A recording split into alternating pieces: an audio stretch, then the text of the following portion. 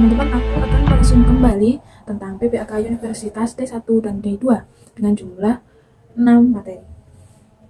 Resuman dari pertama yaitu oleh pemateri dari Wakil Rektor UIN Malang, Profesor Dr. Umi Sumbulah MAG. Beliau berkata, peserta PPAK diikuti oleh mahasiswa baru sebanyak 3.794 orang dan angkatan 2020 yang belum lulus PPAK tahun lalu sebanyak 43 orang. Tahun ini mahasiswa baru tersebut terbagi di 7 fakultas yang berbeda, yakni di Fakultas Ilmu Tarbiyah dan Perguruan sebanyak 963 mahasiswa, Fakultas Syariah sebanyak 596 mahasiswa, Fakultas Humaniora sebanyak 402 mahasiswa, Fakultas Psikologi sebanyak 259 mahasiswa, Fakultas Ekonomi sebanyak 579 mahasiswa, Fakultas Saintek sebanyak 811 mahasiswa, dan Fakultas Kesehatan dan Ilmu Kedokteran sebanyak 180 orang. UIN Maulana Malik Ibrahim Malang terdiri dari 7 fakultas, ada Psikologi, Humaniora, Syariah, Ekonomi, Saintek, Tarbiyah. Ini UIN Maliki sedang berada di tahap pengakuan internasional dan reputasi internasional. Oleh karena itu, UIN Maliki sedang memperbanyak event internasional, mahasiswa abroad, program studi internasional, dan lainnya. Upaya internasionalisasi dilakukan dengan mendorong para dosen dan mahasiswa untuk membuat jurnal internasional. Mahasiswa diwajibkan untuk research dan mempublish jurnal nasional atau internasional sebagai tugas akhir untuk menaikkan predikat kampus. UIN Malang memadukan pengetahuan umum dan agama untuk membentuk karakter melalui Mahat Al-Jamiah selama 1 tahun. UIN Maliki juga memiliki beberapa fasilitas yang menaungi mahasiswanya, seperti lembaga bahasa, di mana ada bahasa Inggris, bahasa Arab, dan bahasa Mandarin. Rumah moderasi agama beragama yang membentuk pemuda moderat, cinta bangsa, dan peduli tangguh. Dan juga perpustakaan yang menyediakan jurnal-jurnal dan karya ilmiah. Perkuliahan berlangsung selama 8 semester dengan 160-150 SKS. Dengan penelitian sebagai pengabdian masyarakat dengan mata kuliah profesi, dengan KKN, dengan yudisium, hingga akhirnya wisuda. Mata kuliah di UIN Maliki ini dijadikan sebagai pengembangan kepribadian yang merupakan ciri khas dari UIN Maulana Malik Ibrahim Malang.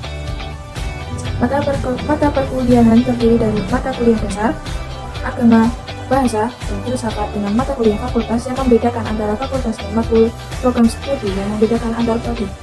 Pada tahun 2021, pembelajaran dilakukan secara daring melalui platform Zoom, Google Meet, atau e-learning. Kemudian, untuk sistem siaran mahasiswa dari semester 1, dipaketkan sedangkan semester 2 sampai seterusnya diambil secara mandiri dengan berkonsultasi dengan DPA atau dosen penasehat akademik. Perkuliahan dimulai pada tanggal 6 September sampai bulan Desember 2021 dengan melalui UTS dan UAS. Setelah UAS, mahasiswa akan mendapatkan KHS atau Kartu Hasil Studi, di mana di sana tertera IPK. IPK berpengaruh terhadap SKS. Semakin kecil IPK, semakin sedikit, maka semakin besar dan banyak, alias akan cepat lulus. Mahasiswa UIN Maliki diharapkan aktif dan dapat menjadi manusia yang bermanfaat. Untuk pemateri kedua yaitu dari Dr. Haji Ahmad Fathah Yasin, MAG, tentang administrasi. Beliau berkata, kita adalah the best human material. Mahasiswa baru harus mengupayakan diri baik secara mental, spiritual dalam mengikuti perkuliahan di UIN Malang.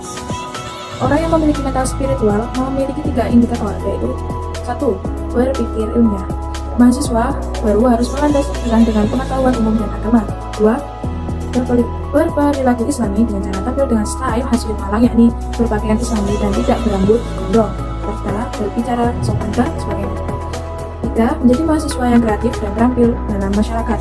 UKM adalah wadah untuk memenuhi bakat mahasiswa. Jika akan lulus, mahasiswa dituntut untuk mengumpulkan SKKM atau Satuan Kredit Kegiatan Mahasiswa yang akan dituangkan di SKPII atau Surat Keterangan Pendamping Ijazah. Hal ini didapat dari kegiatan non-akademik dengan skor minimal 250 poin. Lalu janganlah menjadi mahasiswa yang sekedar kuliah lalu pulang, namun jadilah mahasiswa yang juga aktif dalam berorganisasi. Kampus menyediakan beasiswa berupa prestasi akademik maupun prestasi non-akademik. Jika ingin menyampaikan aspirasi mahasiswa, bisa menyampaikan melalui SEMA, BEMA, HMPS, atau HMJ.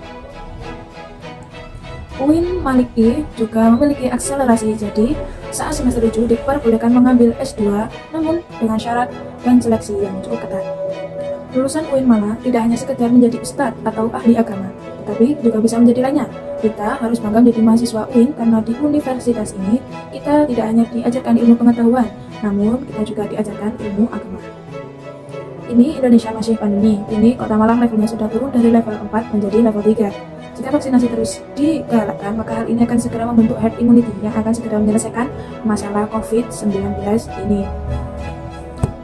Saya akan menjelaskan respon saya tentang hari kedua, tanggal 2 September. Yang pertama yaitu DEMA, singkatannya adalah Dewan Eksekutif Mahasiswa, yang diketuai oleh Farhan Adi Murosadi jurusan Farmasi dan wakilnya adalah Ahmad Fawaid jurusan Psikologi. DEMA merupakan organisasi intrakampus atau OMIK yang merupakan lembaga eksekutif mahasiswa di level universitas. DEMA ada dua, yaitu lingkungan universitas dan lingkungan fakultas. Fungsi DEMA: 1. Sebagai pelaksana program organisasi kemahasiswaan. 2. Sebagai lembaga yang mengkoordinasikan, menginstruksikan pelaksanaan kegiatan kemahasiswaan di tingkat universitas. Lanjut, tugas DEMA melaksanakan program kerja organisasi yang sudah disepakati oleh Senat Mahasiswa atau SEMA Universitas, mengkonsumsikan dan menginformasikan kegiatan kemahasiswaan di tingkat universitas, melakukan koordinasi dan sinkronisasi kegiatan mahasiswa. Kementerian DEMA ada 6. Yang pertama adalah Kementerian Dalam Negeri yang termasuk itu dalam internal, dan Kementerian Luar Negeri termasuk dalam eksternal. Lalu Hukum dan Politik. Lalu Kementerian Agama, Kementerian Pengembangan dan Kreativitas, dan yang terakhir adalah Kementerian Komunikasi dan Informasi. Sekarang adalah Senat Mahasiswa yang diketuai oleh Muhammad Adi Faroni. Semat adalah organisasi mahasiswa UIN Malang yang berperan sebagai lembaga legislatif yang mengordinasi DEMA, UKM, dan HMJ.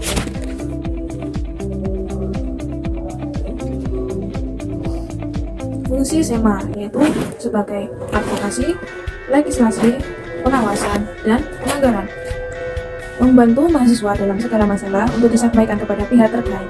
Tugas SEMA: mengawasi dan mengontrol DEMA Universitas, memberikan persetujuan setiap kegiatan yang dilakukan oleh DEMA Universitas, memberikan pengesahan setiap laporan pertanggungjawaban setelah selesai agenda tersebut, memfasilitasi aspirasi mahasiswa UIN Malang dan menyalurkan kepada pihak-pihak yang bersangkutan, mengawasi setiap kebijakan dan keputusan yang diambil oleh DEMA Universitas, merancang dan menetapkan peraturan organisasi di UIN Malang, mengesahkan peraturan DEMA Universitas menjadi mitra kerja DEMA Universitas dalam melaksanakan kebijakan organisasi kemahasiswaan.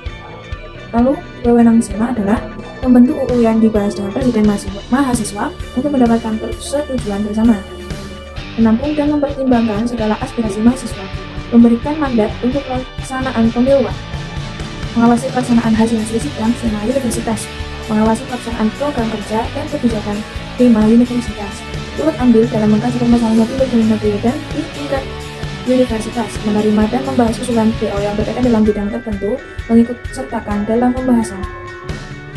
Dan selanjutnya adalah materi keempat, yaitu UKM atau unit kegiatan mahasiswa. UKM ada 15 dan saya tidak sebutkan semuanya. Yang pertama adalah UKM Menwa. UKM Menwa merupakan organisasi bersejarah yang dibentuk oleh Jenderal A.H. Nasution 1959 di Jabar.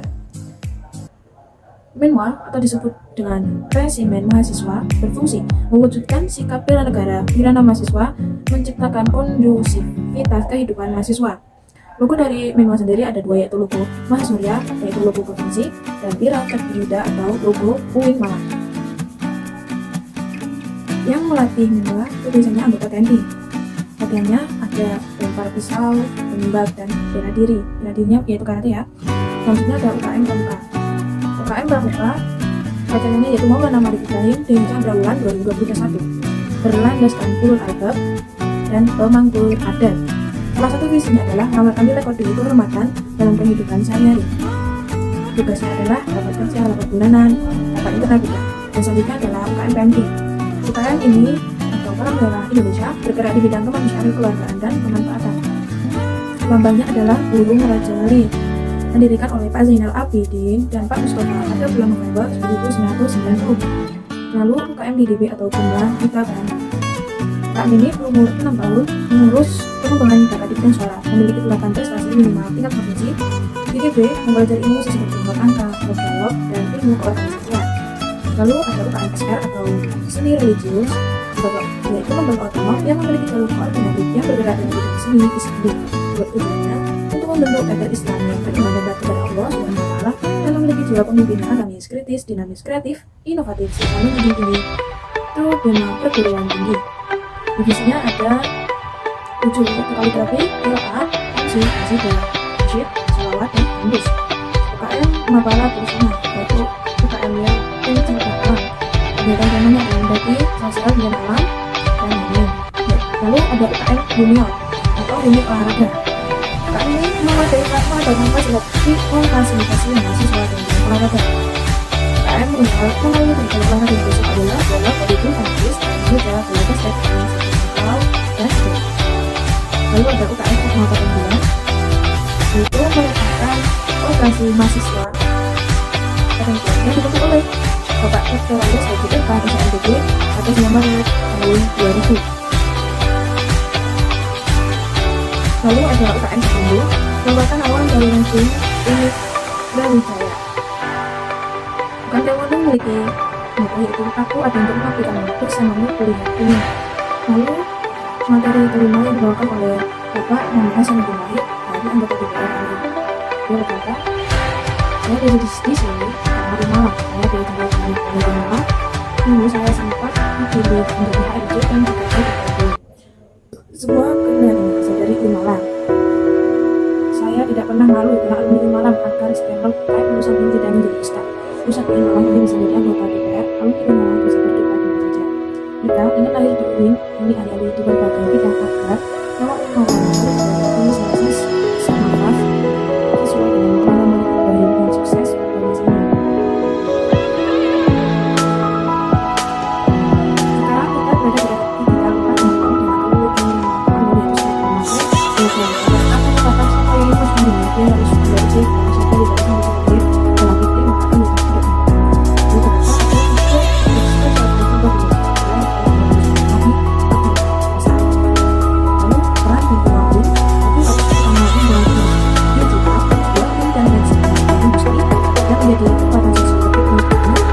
maka